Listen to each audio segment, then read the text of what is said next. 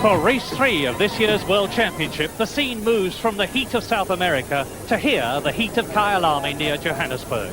The South African temperature's high, as it was in the Argentine and Brazil, but there's a big difference that's got every team except one worried, and that's the altitude. For Kyalami is 6,000 feet above sea level, and that makes normal engines gasp for air and run at reduced power, but not the French Renaults. For the 1.5-litre Renault Elf cars are turbocharged, a fact which gives them an enormous effective horsepower advantage over the rest. And with victory in Brazil, they've been going quite well enough without that. And it's Jean-Pierre Jabouille's Renault in pole position, a chilling 4.5 seconds faster than the lap record. But he needs points for the championship, for after the first 2 rounds, it's Alan Jones in the lead by 4 points ahead of René Arnoux, with Elio De Angelis in the Lotus and Piquet in the Brabham equal third, and Keke Rosberg in the Fittipaldi fifth. Alan Jones first in the Argentine, and he leads the World Championship. Gilles Villeneuve, Ferrari, first here last year, but he's yet to finish a race in 1980. And his team leader is the world champion Jody Scheckter in the Ferrari, doing his pre-race exercises, limbering up for the 78 laps ahead of him. Elio De Angelis, 21, youngest in the race, second in Brazil in the Lotus. And as ever, the relaxed Carlos Reutemann. Last year with Lotus, this year with Williams, but 2 retirements behind him. He needs points. The grid, row 1, the 2 Renaults, Pole, Jabouille, second fastest Arnoux, row 2, Piquet and Lafitte, row 3, Pironi and Reutemann, row 4, Depailler, a magnificent comeback in the Alfa Romeo and Alan Jones, row 5, yes, row 5, the 2 Ferraris, Scheckter and Villeneuve. And now, with the grid lined up, it's warm-up time for the lap before the start. Well, of course, with me, as ever, James Hunt. Well, of course, Murray, one of the big differences about the South African track at Kyalami is that it's a track that emphasises the performance of cars to a far greater extent than any other track in the world. And that is to say that it's really a very easy track to drive on. I think here the difference between a really good driver and somebody driving not very quickly is something like 2 or only 3/10 of a second a lap. I remember when I was driving at Kyalami, I'd do 3 laps at time X, put in a really big effort, get one really right on the 4th lap, thinking that I'd gone just like that half a second quicker that one can sometimes produce, and come in with like half a tenth quicker. And it's very demoralising at that point. And there is a problem with Elio De Angelis, his car. He doesn't seem to have got away with the field. They're having to push start him. Now, if they can get his car going, there's a new rule that's been in existence for about a year now, whereby he cannot now fight his way back through the field and rejoin his proper grid position. He'll have to stick at the back and start from the back if he can catch them up, that is, on the warm-up lap. Now, as I was saying about Kyalami, it is a problem. It emphasises car performance, and back in like 77 and 76 years at the Grand Prix, when the cars were running very closely, we had, I think, something like 14 cars being covered in the first second spread of times. Now this year we have the 2 Renaults nearly 2 seconds quicker than the very next cars.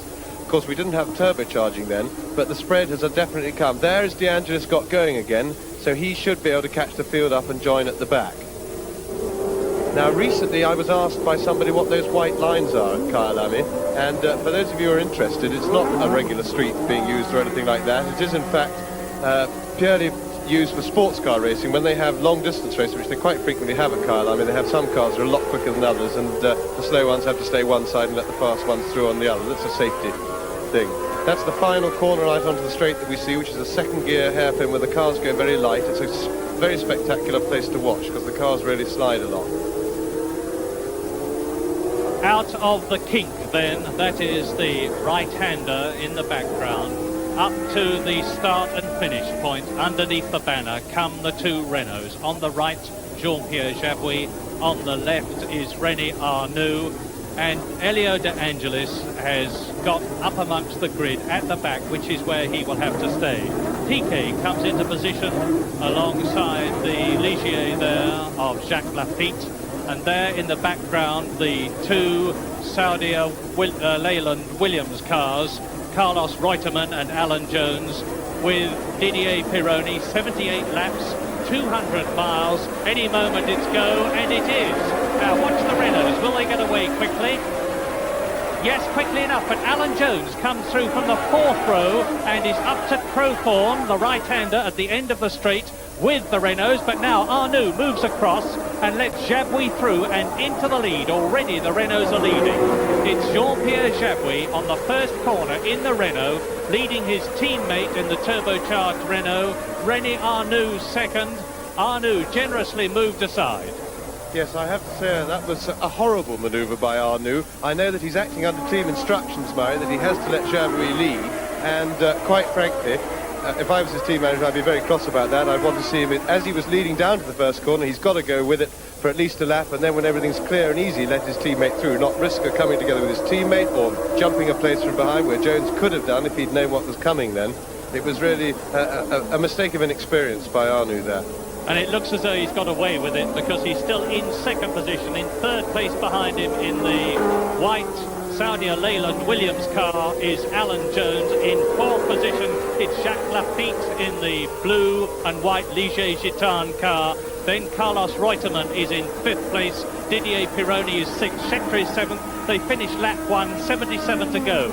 And it's Jabouille, Arnoux, Jones, Lafitte, Reutemann, Piquet, and then Scheckter and Jarier going through together. So Jody Scheckter, the world champion in the Ferrari, is in sixth place as he goes through at the end of the first lap into the right-hander at Crowthorne, then from Crowthorne to Barbecue Bend, then up to the left-hander at the Junksky Sweep, and Jean-Pierre Jabouille, who won the French Grand Prix in 1979, only got one Grand Prix victory behind him, needs points in the World Championship, leads the South African Grand Prix from René Arnoux.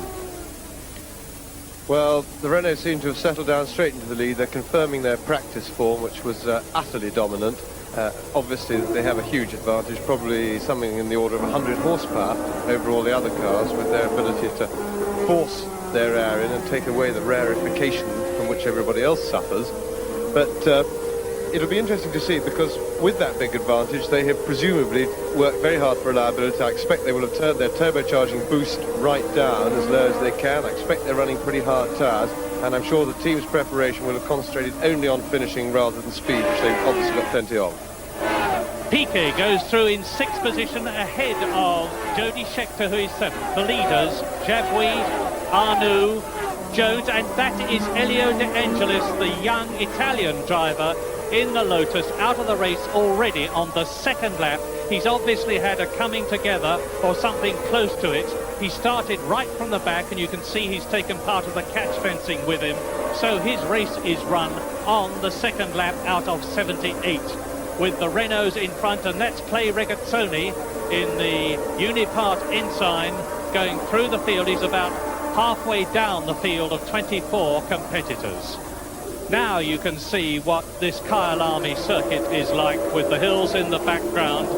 And Jeff Lees, the only Englishman in the race, in the shadow, started in 24th position, just made it at the end of practice, and is well down the field at the moment, but at least he's getting his second Grand Prix drive. And there, the leaders, the two distinctive yellow and white French Renaults from Viry-Châtillon. There is Alan Jones third, Lafitte fourth, Regazzoni in fifth position, Jody Scheckter sixth, Piquet is seventh, and Jarier is in eighth position.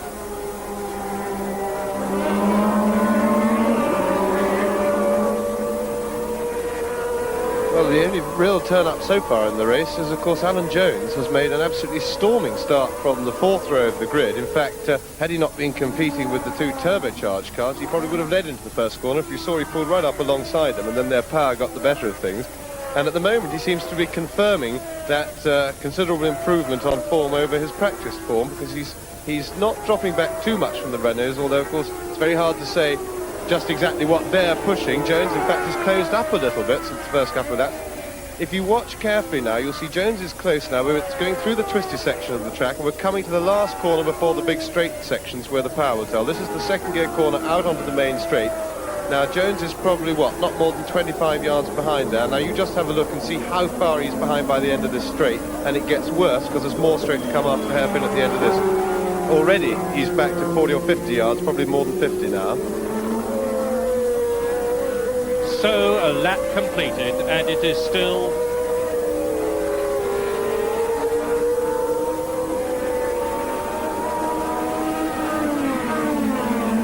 No, well, I'm afraid we didn't get the shot at the end of the straight to show how it is, but we'll see the cars round the corner. There are the two Renaults rounding the corner at the end of the straight.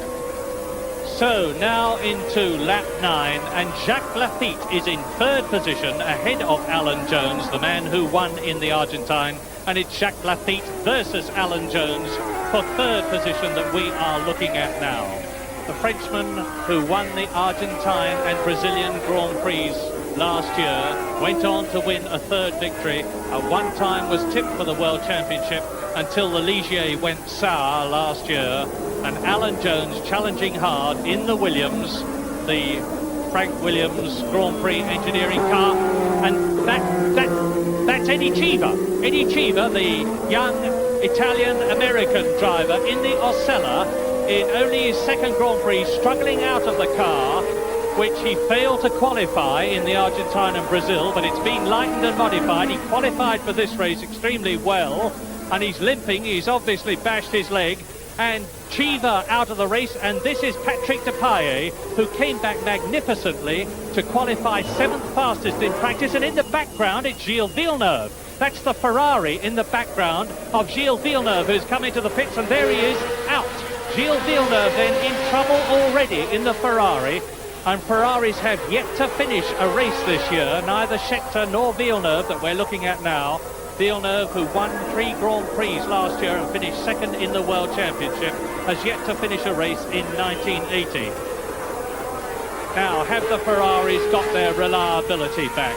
That's Patrick Depailler, still in the pits, who drove for Ligier last year, won in Spain, broke both his legs with a very nasty hang gliding accident, but is now out. And that's Riccardo Patrese.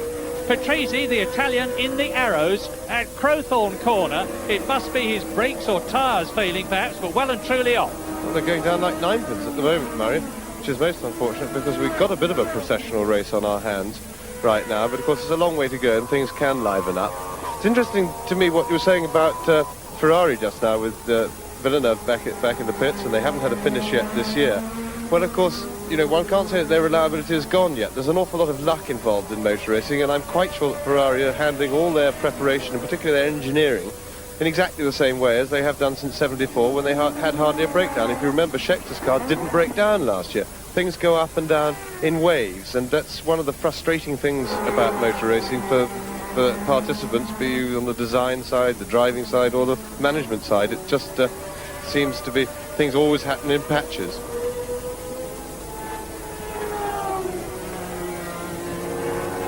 Lap 11 out of 78, and we look at the two Renaults reliably punching their way round in front. Jean-Pierre Jabouille, the Frenchman, 37 years old from Paris, and his teammate, number 16, 31-year-old René Arnoux from Magny-Cours in his 21st Grand Prix, of which he has won one. Arnoux, there is Jabouille, and that is Alan Jones. Alan Jones, who is in 4th position.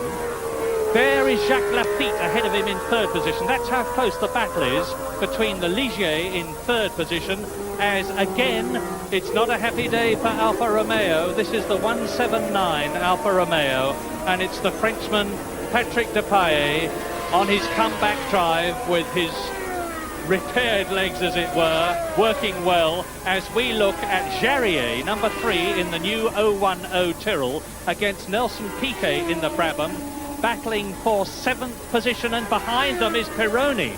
So the 7th, 8th and 9th men are together, and Jody Scheckter seems to be missing.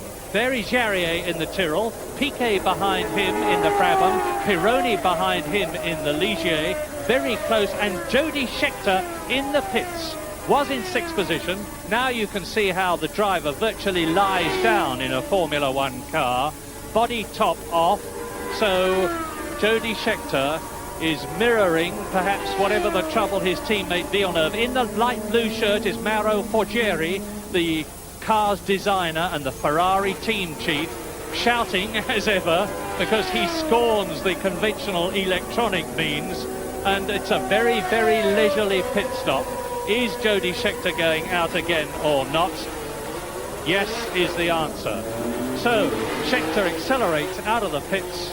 They didn't look very confident there, Murray. They didn't seem to be in much of a hurry, so I would think that he's just going out to give the car a try to decide if it's terminal or not. In fact, as Villeneuve goes through right beside him, so we'll see how Jody keeps up with him after that little stop. And there go the leaders, the two Renaults, still cruising along on their way comfortably ahead, with Arnoux being an immaculate number 2 man and sitting just nicely behind Jabouille, waiting to pick up the pieces if anything goes wrong for his team leader. 18 cars left in this race now on the 15th lap out of the 24 that started.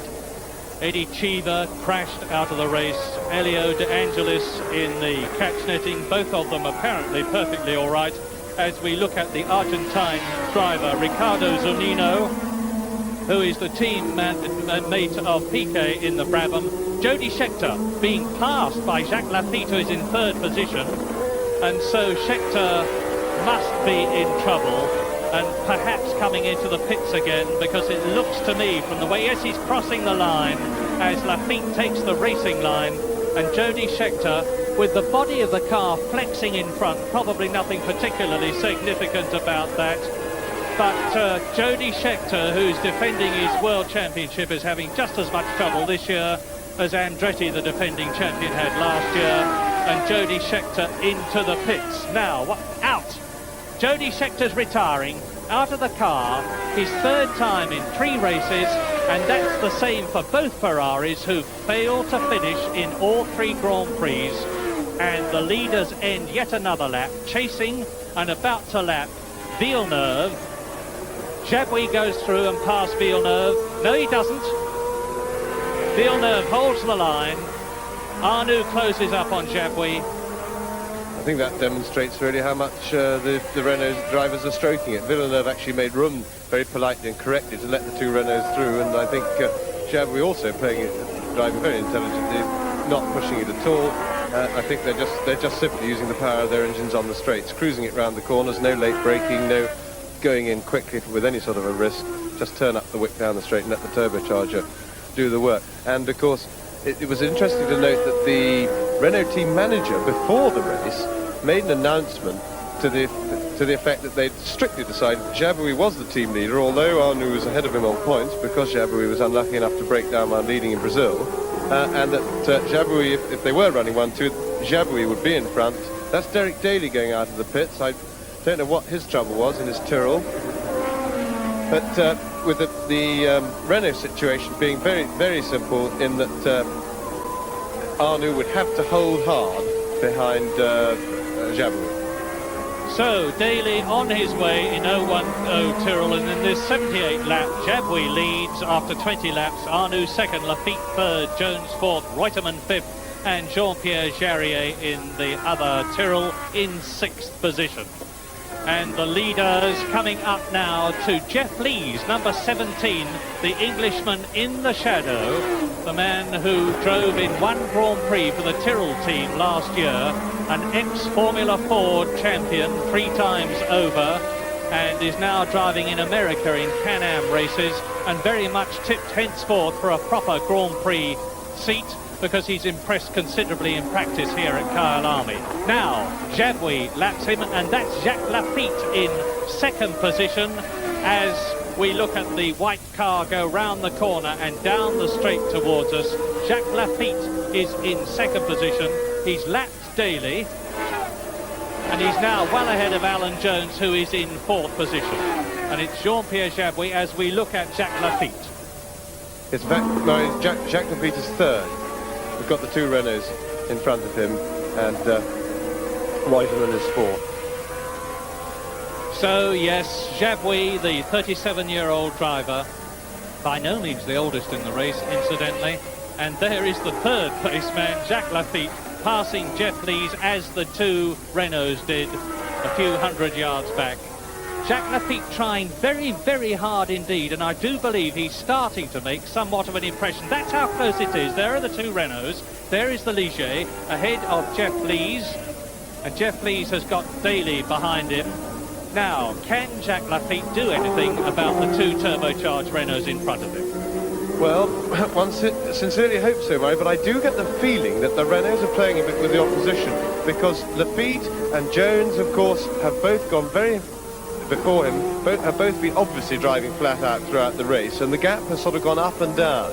The Renaults have gone pulled out a bit, came back a bit, pulled out a bit, and it rather looks as if Chabouis is playing with the opposition. Not a set of tactics that I would employ if I was in his happy position. I'd want to try and, without taking any risks or pushing it, I'd want to build up a 20 or 30 second lead so that if I get a slow puncture or some other problem with the car that slows you rather than kills you, I'd be able to use that as a cushion later in the race. If you're just a couple of seconds in front, what can you do if something slows you down a bit? But we've had one of the interesting features already, certainly from the enthusiast point of view, people amongst our audience who follow motorsport carefully, has been a huge political row that's erupted here in Kyalami, and that's to do with changes of regulations. Now, as you no doubt know, one of the main features of Grand Prix racing over the last season has been its one-sidedness, in that the car performances have been widely variant, and certainly some cars have dominated. Not all the same ones, but we've lost our close racing. This is hit today. It's a problem because of the turbocharged engines, but normally this is Gilles Villeneuve in the pits, so it looks like Ferrari have really concluded it as another disastrous day for them, and very much yes, that's the retirement for Villeneuve. Now, as I was saying about this row, we've got a problem with the skirts. The big breakthrough in performance has been through the aerodynamics, and we have things called skirts on the sides of the cars which run along the road. You can see them on a side shot. There, the other side of the car is actually touching the road. It's spring-loaded, and this flows all the air under the car, and by some clever trickery that the designers have dreamt up underneath the car, they get a terrific vacuum created, and it makes them very fast. The only thing is, it's a new science, and nobody really knows what makes one fast and the other not fast, which is why we've got these big gaps. Now, the powers that be, unfortunately, have gone into a big battle on this subject, and instead of cooperating to bring the cars back to reasonable performance, there is general concern that the cars are too fast. We've had the constructors helpfully making suggestions to reduce performance, and then we've had their traditional political enemies vying for control of Grand Prix racing, and that is the international body, who is now called FISA. I'm not quite sure what it stands for, but somebody I know, no doubt will know. And they have given a sort of a challenge statement. They've ignored the set of suggestions that the working body for Formula One, comprising the constructors and other people involved, made, and just come out with a set of new rules that's going to arrive too early, breaking the rules about how soon they can be implemented, and the constructors have just simply said, no way, we're going to fight that, and we're back to politics. They've basically announced that skirts will be banned from the beginning of next season onwards, and the constructors have said we just don't accept that, mainly because there's as much politics as reality in this. And it's a great pity for Grand Prix racing that the two bodies are fighting each other yet again, because Grand Prix racing does need a major rethink for the regulations to get racing back to being more equal and exciting. Alan Jones out. So with Lafitte closing on Jabouis and Arnoux, there is the car of the man that is leading the World Championship, the Australian Alan Jones, in his Saudi Williams car. Leyland car is out of the race, and that incidentally is not Alan Jones marching about on the bank in the flame-proof overalls and the helmet. It is one of the South African marshals who is very sensibly clad for his job.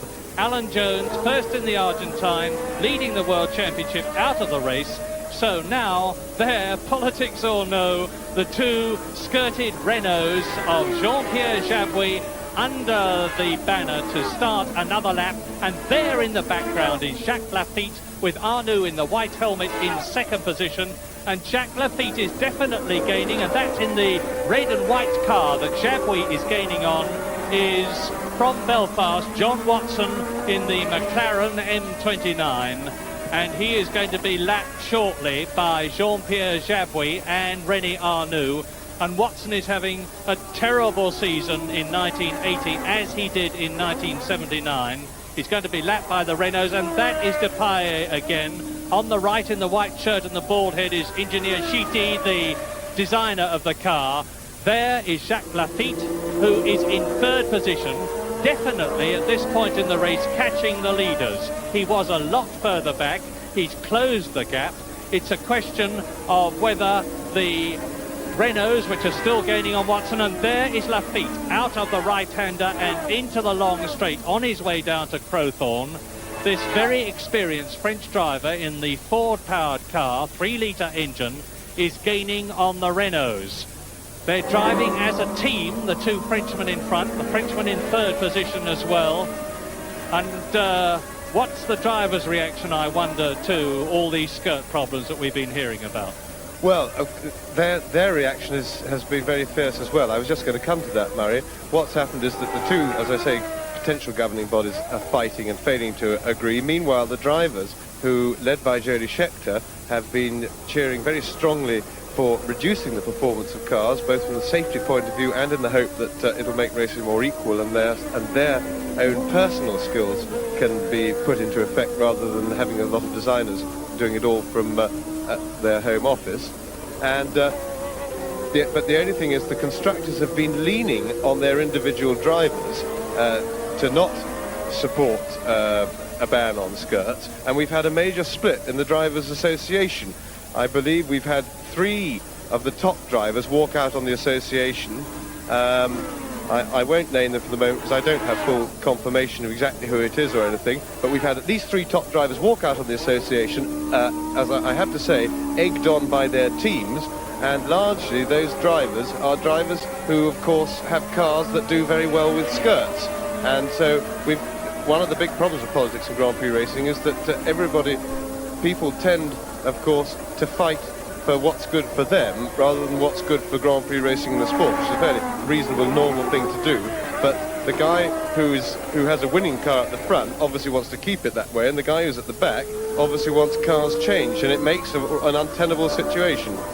And there is Carlos Reutemann, the Argentinian driver, in 4th position in the Saudia Leyland Williams car, Ford engine V8. And Reutemann, an enormous amount of Grand Prix experience. He has driven for Ferrari, he has driven for Brabham, he's driven for Lotus, and now he's in the Williams team. He has won 9 Grand Prix, but he hasn't finished in one in 1980 yet, because he had trouble both in the Argentine and in Brazil. However, he's going well in this race in 4th position. The 2 leaders in the Renaults driving so reminiscently of Mario Andretti and Ronnie Peterson in the Lotuses in 1978, just driving round at the front of the race together. Into the pits now, Bruno Giacomelli, the Formula 2 European champion of 1978, who drove for McLaren in 1 or 2 races and is now in the Alfa Romeo team. And like his teammate, Patrick Depailler, is having quite a lot of trouble in this race, which they are now obviously using in the Alfa Romeo team as an extended test session, and rightly so. The rear wing off, so perhaps there is trouble with the gearbox down there. And the Alfa Romeo designer, team manager, leans over the car as Piquet now in 6th position. Nelson Piquet in the Brabham BT48 with the Ford V8 engine, unlike last year's car which had the V12 Alfa Romeo engine. The Brazilian is in 6th position ahead of Didier Pironi, and that is Pironi in the Ligier, the Frenchman, who is going very quickly indeed and is definitely gaining on Piquet. This is the battle in the race at the present moment. The battle between Pironi in the Ligier there, number 25, who is in 7th position, and ahead of him, Nelson Piquet in 6th position. Pironi, 4th in Brazil, driving for the Ligier team this year, where last year he drove for Tyrrell and had 1 or 2 very notable drives, including the one where he drove over the back of Niki Lauda's car at Brabham. And there is Piquet going through, there is Pironi going through, and here are the leaders. And Jacques Lafitte has now dropped back. Look, the leaders are clear of the corner, and Jacques Lafitte is not even in sight. Yeah, well, I do hope, Murray, that the South African director who's handling this for us here is going to come back to that battle between Piquet and Pironi, because they are undoubtedly the only guys really going hard at it in the race. They're 2. There's Depailler going back to the pits again. The Alfa's in and out of the pits all afternoon. But these two young drivers, Piquet and Pironi, they're both 2 of the leading up-and-comers at the moment, and they're a couple of real tigers, and it's very visible that they're both absolutely on 10/10ths out there at the moment.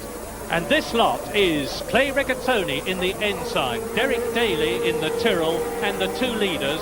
And now you will see tactics and the way the leading ace drivers deal with the other ace drivers who are not leading. There is the Swiss 40-year-old oldest driver in the race, Clay Regazzoni, who has driven for Ferrari, has won 5 Grand Prix, including the British Grand Prix for the Saudi Williams team last year. And now the two Renaults are clear of the Tyrrell, and they're closing up on Clay Regazzoni. Regazzoni in the ensign, which has yet to finish a race. It's a brand new Ralph Bellamy designed car. Didn't finish in the Argentine, didn't finish in Brazil. Looks as though it is going to finish in this race, which is now approximately 2/3 of the way through the full 78 laps. On the right then, number 14 in the Unipart ensign, Regazzoni. Watch the leaders close up on him and take him. Yes, here's the power of the Renault just showing itself yet again. Jabouille walks past Regazzoni on the straights. Interesting note though, we'll see if the drivers have done their homework, because Regazzoni in fact is one man who, when lapping, when you've got a comfortable lead, you give a pretty wide berth to and treat with a certain amount of respect. So we will see if Arnoux does that and just takes his time, because he obviously should be realising that he's got no possible rush. He's no longer under pressure from Lafitte, and in fact he is taking his time. He's not rushing into it. He's still not having a go, and we're now coming into the twisty section of the track, so I think he's driving very intelligent indeed. He's doing the right thing. He's just simply going to wait till the end of the lap and use his turbocharged power on the straight, which of course will take him comfortably past him with no risk. That's a very sensible piece of driving by René Arnoux, who of course is pretty young and inexperienced. He won his first Grand Prix in Brazil last week, but it takes a while to do these, and I think that's a most sensible effort. And the knowledgeable amongst you will notice that the Renaults have got fins on the front of their nose cones. That's because they've got such an excess of power as Arnoux goes past Clay Regazzoni. Very few cars in this race, and just to prove me wrong, Clay Regazzoni has them on the ensign, I see, have nose fins, because most of them have left them off to get extra speed down the straight. But the Renaults have got so much power, and that is Jarier into the pits. Look at the flat spot on the tyre, but they're changing the rear tyre. Well, I think Jarier must have had a very high-speed spin there. You can see on the top of the left front tyre there's a big patch. Now that is a flat spot, and the left rear was punctured and flat when he came in. So what happens is when you spin at high speed and you hit the brakes to keep the car, although spinning, going in a straight line with its momentum, if that's what you want to do, of course it's rather like locking your brakes up from 180 miles an hour. The tyres stay still and just wear out. They even wear big holes in on that one spot. But they... yes, you can see the right front over there with the gap, with the flat spot in, they're not changing. I think this must be a mistake by the Tyrrell team. Jarier has obviously caught them unprepared and surprised, and they're sending him out with a flat spot on, which will undoubtedly, if nothing else, will shake his eyeballs in their sockets. He won't even be able to see well, because the vibration will be huge.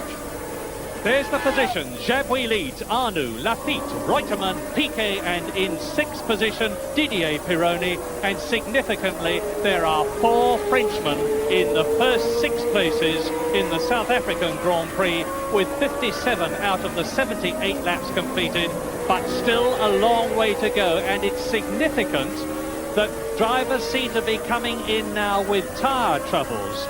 Both the makes of tyres, the French tyres and the American tyres, have been giving some sort of trouble, and both of them have had to be changed. So, could anything happen to the leaders or the placemen behind them? It's Jabouille, it's Arnoux in 2nd position. Jabouille going past Derek Daly there in the 010 Tyrrell. That's Derek Daly, and that's Keke Rosberg. Keke Rosberg, the Finnish driver in the Skoll Fittipaldi car, last year's Wolf, and he's collected some catch fencing, and his race is obviously very much finished for today. And that is the leader. That is Jean-Pierre Jabouille, the Frenchman in the Renault, and the right front tyre is right off the rim. And Arnoux has gone through into the lead. cruel luck for Jabouille, because exactly the same thing happened to him in Brazil. He had to retire when he was in the lead, and it looks as though the fates are against the Frenchman so far in 1980 anyway. And so that means that with Jabouille and his Renault out of the race, the Renault hopes now rest solely on the slight young shoulders of René Arnoux as we look at Keke Rosberg's car being pushed away out of the circuit and away from the catch fencing. Well, that's tragic luck for Jean-Pierre Jabouille. We've got the leader, René Arnoux, out there in the picture now. But this looks to me like a repeat of the Brazilian Grand Prix. Jabouille qualified on the pole, led the race comfortably, pulling away. He had an unfortunate breakdown there when in the lead. It's always sad to break down when you're leading, and Arnoux picked up the pieces, and we seem to be having another tyre problem. Derek Daly has obviously had a blowout. Now he's on Goodyear tyres, so that shouldn't affect the situation for the Renaults who are running Michelin's. And I would say that despite this big problem with tyres, the other teams other than the Renault team would be running probably fairly marginal compounds to try and keep up with the Renaults. I'm quite sure Renault would have backed a fairly conservative choice of tyre compound for the race, and for that reason I think it's probably a fault on that tyre with Jabouille's car, or maybe ran over something, picked up a puncture, other than a likelihood necessarily for Arnoux. And we're looking at Piquet versus Pironi for fourth place. Piquet in the Brabham, and into the pits comes Reutemann. Reutemann in third position, didn't finish in the Argentine, didn't finish in Brazil, and it's tyre troubles again for Carlos Reutemann. We've lost the battle. Pironi was lined up then onto the straight in the perfect position to try and get past Piquet in front of him, and now we're looking at Reutemann in the pits and missing all the action. I'm afraid television in South Africa is only about 4 years old, and it shows. And out of the pits goes Carlos Reutemann, and there the leader, René Arnoux, the man from Magny-Cours, in the Renault, driving very, very steadily. He has, of course, got an enormous cushion between himself and the second place man, Jacques Lafitte. Behind Jacques Lafitte, the battle between Piquet and Pironi for third position. And there, at the end of lap 66, Arnoux leads Lafitte, Piquet third, Pironi fourth. Mars in the arrows is in fifth position, and then Carlos Reutemann, and you're looking at the battle, and it's Piquet ahead of Pironi at the moment. Nelson Piquet in third position in the BT48 Ford-powered Brabham, being chased very hard indeed by Didier Pironi. And back to the leader, and it's René Arnoux.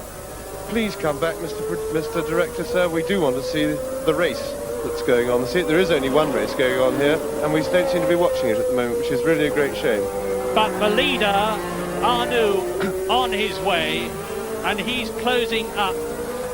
Arnoux is closing up on John Watson in the McLaren again to lap him.